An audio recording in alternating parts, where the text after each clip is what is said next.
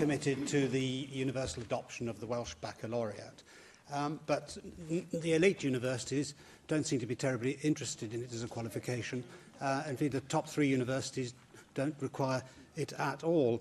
I've been written to by a school student who says that the Welsh Bac is a burden for students and teachers alike, and the work is tedious and not useful for more able students. Because these 2 subjects are compulsory for Year 9s, it'll be very difficult to compete with English pupils for jobs and university places, as they'll have done 2 more valuable subjects.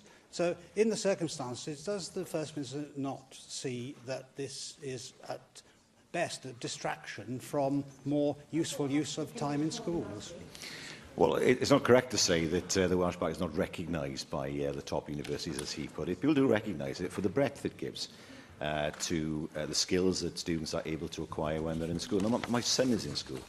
I've seen the work that he does via the Welsh Bac, and I have to say, both he and I find it extremely useful, because it takes him beyond looking at just academic subjects and enables him to develop more as an individual and therefore have a more rounded education. And I believe that students, whatever level that they leave full-time education, are more employable as a result of the skills that the Welsh Bac gives them. It's a debatable point in itself, I believe. It's not one I'm going to pursue at this minute. But to take the wider point that the First Minister has raised, yes, I do agree that the Welsh Baccalaureate course might have some use beyond formal learning in classrooms, making students think about wider issues in the world. That in itself could be a good thing. Depends on how the course is structured and how it is taught. One of the things which the Welsh Bac contains is a global citizen challenge, which deals with issues such as cultural diversity, fair trade, future energy, inequality and poverty. These are all highly political topics which need to be taught in a balanced way if education is not to degrade itself into mere propaganda. There are serious debates, for example, about the causes of poverty in other parts of the world. You know, why is a potentially rich country like Venezuela reduced to destitution? We know that's because it has a Corbynite government. Why is a country like Singapore, which has virtually no natural resources, now the country in the world which has the highest per capita income? None of this features in the Welsh Baccalaureate course on poverty. So does the First Minister not agree with me that we need to be very careful about the way these political subjects are taught in schools to make sure that the course is balanced and it teaches students how to think critically about issues rather than just to swallow what they're told? I trust our teachers, bluntly, and I also trust our students to be able to think critically for themselves. There are education systems that, if you look at PISA, perform better on the figures than ours, but I'm not sure they necessarily give students the ability to think critically. They can pass exams, but that's not the same as being prepared for the world of work or to think about the world around them. I mean, the issues that he has identified there are surely issues that concern us all. Will there be different views on how to address inequality, different views on how to address poverty? Nevertheless, they are hugely important issues that I think every young person needs to think about. But I've seen no examples at all of any kind of bias being introduced into the curriculum. And from my perspective, I think it's hugely important that our students do have the ability to go beyond academic subjects, but I think it makes them more rounded individuals when they do think more critically and more widely.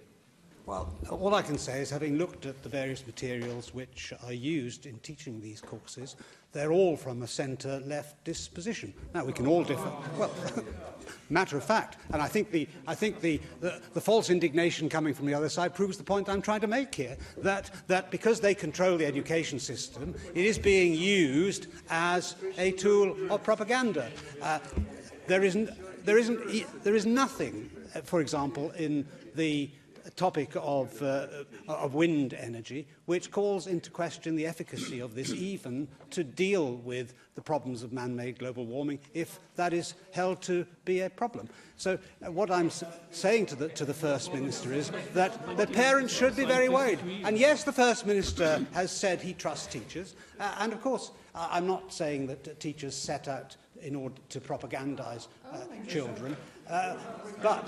But the mindset of a teacher is very important as a background to this. And considering that 72% of secondary school teachers, according to the Times Educational Supplement, vote Labour, 10% vote Liberal, only 8% vote Conservative.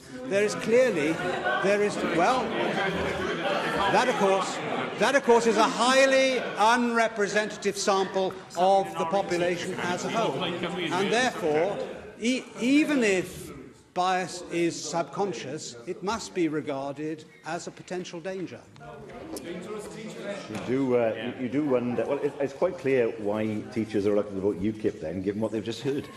I mean, I do wonder, listening to the leader of UKIP, whether he regards, from his perspective, George W. Bush as a dangerous communist. Because was he somebody, for example, who backed Section 28 of the Local Government Act? And the demonising of gay and lesbian people as a result of that. Well, if he did, and I'm right in saying that he did do exactly that, then yes, anything is centre-left from his perspective. From our perspective, we want to make sure that young people get a balanced view of the world, and not a view that says, for example, well, man-made, as he put it, global warming, if such a thing exists, the vast weight of evidence supports that. The fact that a few people choose to say it differently doesn't mean that proper weight should be given to their evidence, because there are so few of them. If he is really saying that the point of teaching young people through the Welsh Bac information about energy, for example, is to ignore the full weight of science, then that gives us some idea of what he would like to be taught in our schools. We prefer balance. He wants right-wing revisionism. Arweinydd Plaid Plaid Cymru leader Lian.